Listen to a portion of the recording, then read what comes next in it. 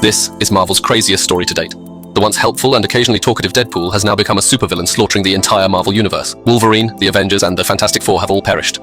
The reason for all this was simply because the X-Men could no longer tolerate Deadpool's incessant chatter, so they took him to a mental hospital for treatment. However, this psychiatrist is not what he seems. His true identity is a mental manipulator, who, upon seeing Deadpool still talking non-stop, activates his mind control abilities.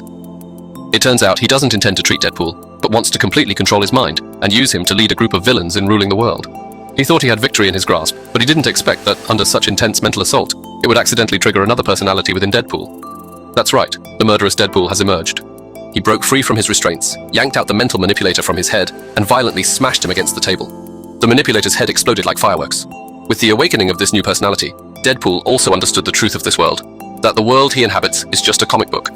Everything is in the hands of others, and the audience's preferences determine their life and death.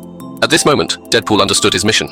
He wanted to save these manipulated lives and give everyone a moment of freedom. And the best way to save them, in his twisted logic, was to take their lives and reduce the entire hospital to ashes. Deadpool began his killing spree with a swagger, and the next group he wanted to save was the Fantastic Four.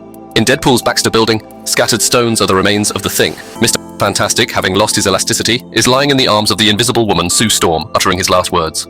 But before Sue can even grieve, he quickly fled, only to see Thunderbolt fire forcefully crawl out of the ruins. Behind him was a masked man, a severely burned dead soldier. One can imagine how intense the previous battle must have been. Without hesitation, the dead soldier sliced open Thunderbolt Fire's neck. The blood splashed onto Susan's body. Just as the dead soldier was about to attack her, the enraged Susan used her telekinesis to blow his head open.